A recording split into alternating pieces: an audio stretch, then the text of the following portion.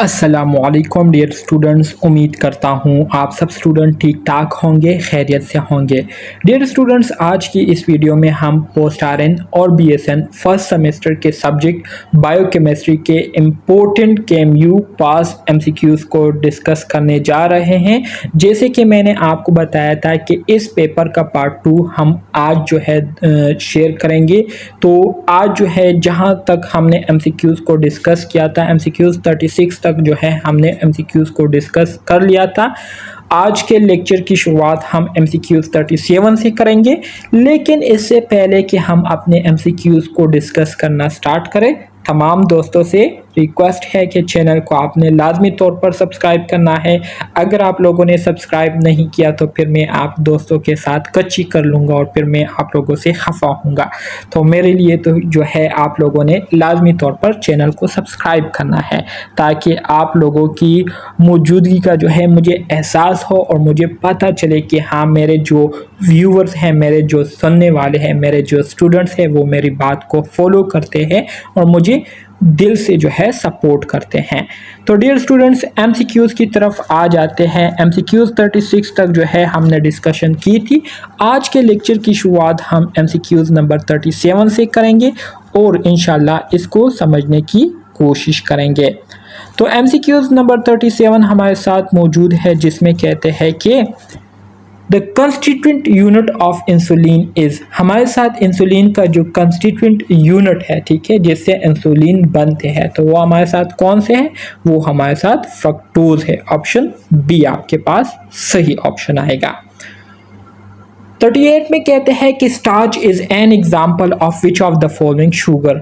Starch हो गया, glycogen हो गए, ठीक है, इसी तरह से सेलुलोज हो गए, ये सारे आपके पास क्या है? ये आपके पास पॉलीसेक्राइड है।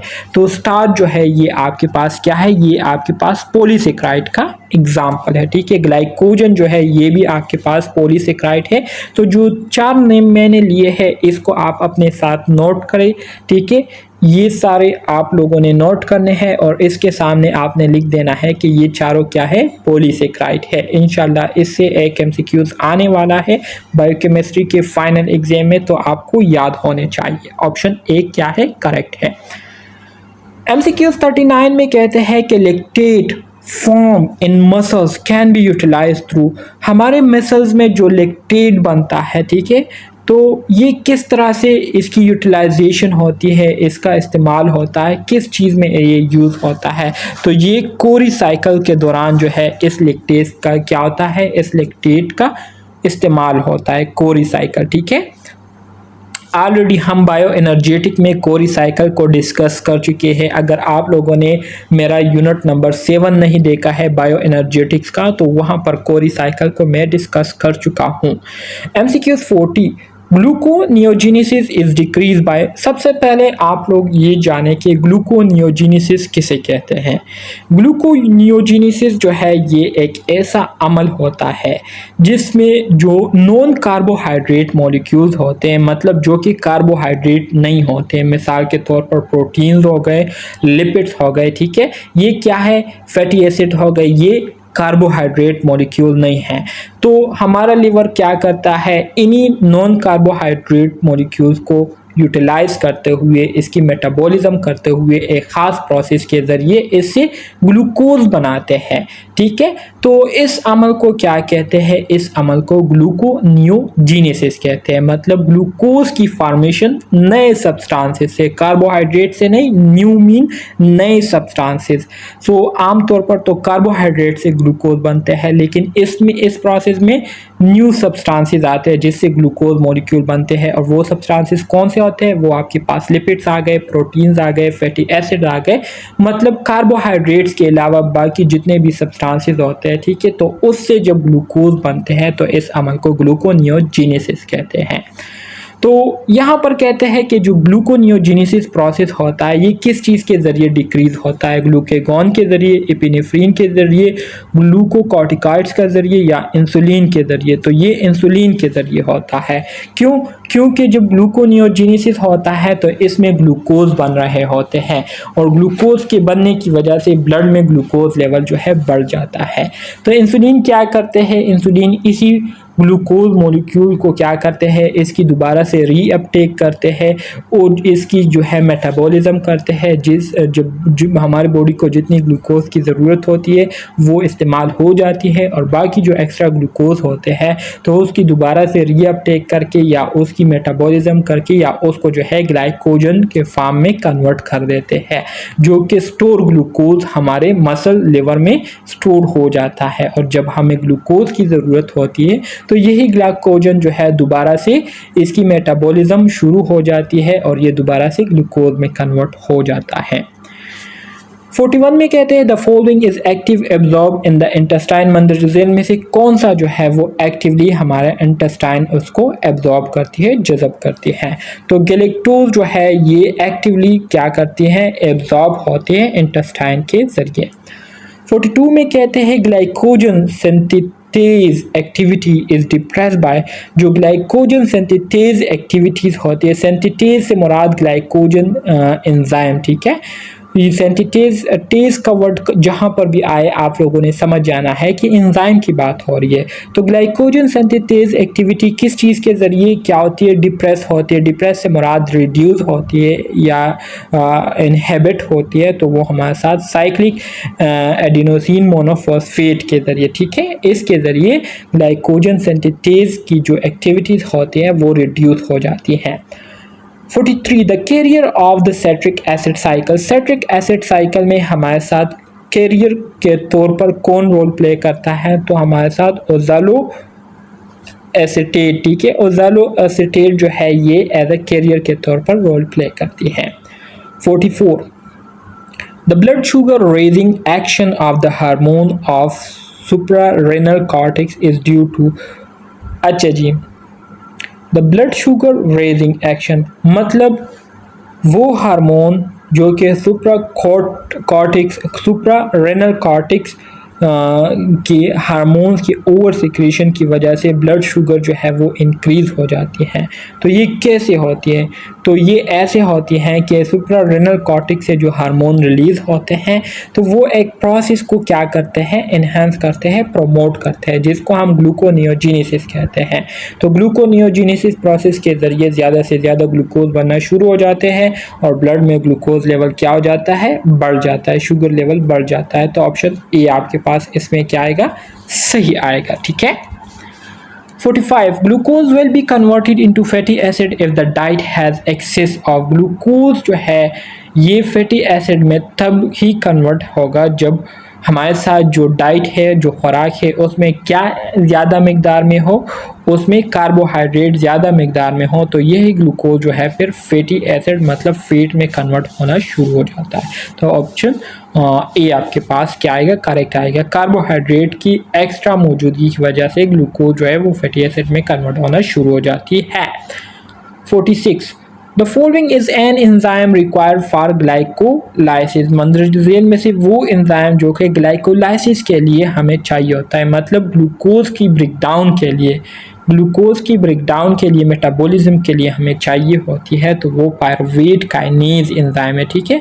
पायरुवेट काइनेज एंजाइम जो है ये ग्लाइकोलाइसिस प्रोसेस में एक्टिवली इन्वॉल्व होता है और ग्लूकोज की क्या करते हैं, ब्रेकडाउन करते हैं। 47 में कहते हैं tri carboxylic acid cycle to be continuous require the regeneration of. जो हमारे साथ ट्राई कार्बोक्सिलिक एसिड साइकिल होता है, इसको कंटिन्यू रहने के लिए किस चीज़ की रीजनरेशन की ज़रूरत होती है, ऑक्सैलो एसिटिक एसिड की रीजनरेशन की ज़रूरत होती है। 48 में कहते हैं tissues form lactic acid from glucose. This phenomena is termed as, मतलब हमारे टिश्यू जब लैक्टिक एसिड से क्या करते हैं, जब ग्लूकोज से लैक्टिक एसिड बनाना शुरू करते हैं तो इस फिनोमिना को क्या कहते हैं, तो इस फिनोमिना को एरोबिक ग्लाइकोलाइसिस, ऑक्सीडेशन फॉस्फोरिलेशन या एन एरोबिक ग्लाइकोलाइसिस कहते हैं। तो एन एरोबिक ग्लाइकोलाइसिस इसको कहते हैं, ठीक है। मतलब ऑक्सीजन की गैर मौजूदगी में लैक्टिक एसिड फिर बनता है, ग्लूकोज से जो है क्या होता है, लैक्टिक एसिड बनना शुरू हो जाते हैं। 49 में कहते हैं before pyruvic acid enter the tricyclic acid cycle, ठीक है। ट्राईसाइक्लिक एसिड साइकिल में एंटर होने से पहले पायरुवेट एसिड जो है इट मस्ट बी कन्वर्टेड, ये किस चीज़ में कन्वर्ट होना पड़ेगा पायरुवेट एसिड को, तो इसको जो है एसिटाइल कोएंजाइम ए में जो है कन्वर्ट होना पड़ेगा, ठीक है। तो इसके बाद ये ट्राई कार्बोक्सिलिक एसिड साइकिल में क्या हो सकता है, इंटर हो सकते हैं। 50 में कहते हैं the absorption of glucose in the digestive tract, digestive tract में ग्लूकोज कहाँ पर एब्जॉर्ब होते हैं, तो स्मॉल इंटेस्टाइन में जो है ग्लूकोज की क्या होती है, एब्जॉर्प्शन होती है। तो ऑप्शन ए इसमें आपके पास क्या आएगा, सही ऑप्शन आएगा। 51 में कहते हैं कि the normal resting state of humans most of the blood glucose burn as a fuel is consume by, normal resting state में ह्यूमन बीइंग जब नॉर्मल रेस्टिंग स्टेट में होते हैं तो हमारे साथ जो ज़्यादातर ब्लड ग्लूकोज होते हैं वो एज अ फ्यूल के तौर पर वो बर्न होते हैं, यूज़ होते हैं, ठीक है। बर्न होते हैं तो इस कंज्यूम बाय, उसको कौन कंज्यूम करता है, कौन इसको यूज़ करता है, तो इसको ब्रेन यूज़ करता है, ब्रेन इसको यूज़ कर रहा होता है। क्योंकि जब हमारी बॉडी बिल्कुल पुरसकून होती है, हम बिल्कुल रिलैक्स होते हैं, लेटे हुए होते हैं, तो मतलब हमारी बॉडी में मौजूद जितने भी ऑर्गन हैं वो कुछ टाइम के लिए जो है वक्फा ले सकते हैं, लेकिन हमारा ब्रेन जो है वो 24 आवर जो है वो जारी वो सारी रहता है, एक सेकंड का भी जो है वक्फा नहीं लेता। तो सबसे ज़्यादा यूज़ ऑफ एनर्जी जो है हमारे ब्रेन को ही चाहिए होती है, तो ब्रेन उसको यूज़ करता है। 52 में कहते हैं कि the conversion of pyruvate to acetyl coenzyme and carbon dioxide, वो प्रोसेस जिसमें पायरुवेट जो है वो एसिटाइल कोएंजाइम ए और कार्बन डाइऑक्साइड जो है उससे बनते हैं, एसिटाइल जो पायरुवेट है उसकी कन्वर्जन हो जाती है, वो कन्वर्ट हो जाता है acetyl coenzyme A carbon dioxide को। तो इस प्रोसेस को क्या कहते हैं, इसमें क्या होता है, involve the participation of lipoic acid, इसमें हमारे साथ लिपोइक एसिड जो है इन्वॉल्व होते हैं जिसके ज़रिए एसिटाइल कोएंजाइम और कार्बन डाइऑक्साइड जो है ये बनते हैं पायरुवेट से। 53 में कहते हैं the synthesised protein are packed into secretory vesicle by, हमारे साथ जो सिंथेसाइज प्रोटीन होते हैं, जो प्रोटीन बन चुके होते हैं, तो कौन से सेक्रेटरी वेसिकल्स के ज़रिए उसको पैक किए जाते हैं, तो गोल्जी एपरेटस जो है ये क्या करते हैं, इसके अंदर सेक्रेटरी वेसिकल्स होते हैं, तो उस सेक्रेटरी वेसिकल्स में जो है ये प्रोटीन पैक हो जाते हैं। सिंथेसिस ऑफ एटीपी आकर, तो सिंथेसिस ऑफ एटीपी कहाँ पर बनते हैं, ऑलरेडी मैं आपको बता चुका हूँ, power house of the cell किसे कहते हैं, माइटोकॉन्ड्रिया को, तो माइटोकॉन्ड्रिया में ये बनते हैं। 57 में कहते हैं the hydrocarbon contain double bond in their chain are car, वो हाइड्रोकार्बन जिसके चेन में डबल बॉन्ड होता है उसको हम क्या कहते हैं, उसको हम अनसेचुरेटेड हाइड्रोकार्बन कहते हैं, और जिसके चेन में सिंगल बॉन्ड होता है उसको हम सेचुरेटेड कहते हैं, ठीक है। सो अल्कीन अल्काइन जो है ये आपके पास अनसेचुरेटेड है, जबकि अल्केन जो है ये आपके पास सेचुरेटेड है। 58 the primary source of energy in the body is, हमारे बॉडी में जो एनर्जी का प्राइमरी सोर्स है जो कि एनर्जी प्रोवाइड करता है वो क्या है, वो कार्बोहाइड्रेट्स है। मतलब ये है कि हमारी बॉडी सबसे पहले कार्बोहाइड्रेट्स को ही यूज़ करती है, अगर कार्बोहाइड्रेट्स ना हो तो इसकी जगह फिर प्रोटीन यूज़ होते हैं, अगर प्रोटीन ना हो तो लिपिड्स यूज़ होते हैं, तो इस तरह से हमारी बॉडी को एनर्जी मिलती है। सो जो प्राइमरी मॉलिक्यूल यूज़ होता है एनर्जी सप्लाई के लिए, ठीक है, वो कार्बोहाइड्रेट्स है, option C. Solubility of a fatty acids increase with increase in, fatty acid की सोलबिलिटी किस चीज़ के इंक्रीज होने के साथ इंक्रीज होती है, तो डबल बॉन्ड, ठीक है, डबल बॉन्ड के इंक्रीज होने की वजह से इसकी सोलबिलिटी मतलब डिज़ोल्व होने की जो सलाहियत है वो इंक्रीज हो जाती है। 16 में कहते हैं fatty acid form esters in combination with, fatty acid जो है ये किस चीज़ के साथ कंबाइन होकर ईस्टर्स को बनाते हैं, तो अल्कोहल के साथ कंबाइन होकर ईस्टर्स को बनाते हैं। ईस्टर ये हमारे साथ एक कंपाउंड है, ठीक है। 61 में कहते हैं the substance which is made of only one kind of particle is car, वो सब्सटेंस जो कि सिर्फ एक किस्म के पार्टिकल से बनते हैं उसको हम क्या कहते हैं, उसको हम एलिमेंट कहते हैं। मतलब simplest purest form of a substance is called element. ठीक है, तो एलिमेंट ये हमारे साथ प्योरेस्ट फॉर्म होता है। ऑप्शन बी आपके पास करेक्ट है। और यूनिट वाइज एमसीक्यूज में सबसे पहले पेज पर ही आपको ये वाले एमसीक्यूज मिलेंगे। एटम के बारे में, एलिमेंट के बारे में, कंपाउंड के बारे में, मिक्सचर के बारे में, ये सारी चीज़ें मेंशन हैं। 62 में कहते हैं the polysaccharides are stored in the human body in the form of, हमारे बॉडी में जो पॉलीसेक्राइड स्टोर्ड हुए होते हैं तो किस फॉर्म में होते हैं? ग्लाइकोजन के फॉर्म में होते हैं। प्लांट में जो है स्टार्च के फॉर्म में होते हैं। ठीक है, और इसी तरह से जो फंजाई होते हैं उसमें सेलुलोज के फॉर्म में स्टोर हुए होते हैं। तो ग्लाइकोजन के फॉर्म में ह्यूमन बीइंग में पॉलीसेक्राइड जो है वो स्टोर्ड हुए होते हैं। ठीक है, ग्लाइकोजन के फॉर्म में। ऑलरेडी मैं आपको बता चुका हूँ कि ग्लाइकोजन हो गया, स्टार्च हो गया, ये क्या है? पॉलीसेक्राइड्स है। 63 में कहते हैं the amino acids which contain benzene ring in their molecule, वो अमाइनो एसिड जिसके मॉलिक्यूल स्ट्रक्चर में बेंजीन रिंग भी जो है, बेंजीन रिंग इस तरह का रिंग होता है। ठीक है, चकोर रिंग होता है, मतलब 6 कोनों वाला रिंग होता है जिसमें डबल बॉन्ड जो है वो क्या होता है? अल्टरनेटिव होता है। तो ये बेंजीन रिंग मतलब वो अमाइनो एसिड जिसके स्ट्रक्चर में ये बेंजीन रिंग भी होता है उसको हम क्या कहते हैं? उस अमाइनो एसिड को हम एरोमेटिक अमाइनो एसिड कहते हैं। ठीक है, एरोमेटिक। जहाँ पर भी वर्ड एरोमेटिक का आप लोग देखें तो आप लोगों ने समझ जाना है कि इसमें बेंजीन रिंग लाजमी तौर पर मौजूद होगा। तो ऑप्शन सी इसमें सही ऑप्शन है। 64 में कहते हैं कि glycogen is present in all body tissues, glycogen जो है हमारे बॉडी के तमाम टिश्यूज में मौजूद होता है सिवाय एक जगह पर। तो ब्रेन में जो है ये मौजूद नहीं होता, बाकी लिवर में, किडनी में, स्टमक में ये मौजूद होता है। ठीक है, ऑप्शन बी आपके पास करेक्ट ऑप्शन आएगा। 65 में कहते हैं कि ऑल प्रोटीन्स कंटेन, हमारे साथ जितने भी प्रोटीन हैं तो ये 20 स्टैंडर्ड अमाइनो एसिड पर मुश्तमिल होते हैं। ठीक है, तो ऑप्शन ए जो है ये आपके पास करेक्ट आएगा। सेम 20 अमाइनो एसिड, यही सेम 20 अमाइनो एसिड मुख्तलिफ तरीके से कोडिंग करके बहुत सारे मुख्तलिफ किस्म की प्रोटीन्स अमाइनो एसिड्स को बनाती है। 66 में कहते हैं the function of plasma albumin are, जो प्लाज्मा एल्ब्यूमिन होता है ये क्या रोल प्ले करता है? तो करेक्ट ऑप्शन ये है कि ये ऑस्मोसिस में इम्पोर्टेंट रोल प्ले करता है। 67 में कहते हैं कि which of the following is semi essential amino acid for human, मंदरजा ज़ेन में से कौन सा जो है हमारे साथ सेमी इसेंशियल अमाइनो एसिड होता है? ठीक है, तो अर्जिनिन जो है ये हमारे साथ सेमी इसेंशियल अमाइनो एसिड है, मतलब इसेंशियल भी है और नॉन इसेंशियल भी है, तो इस वजह से इसको सेमी इसेंशियल कहा गया है।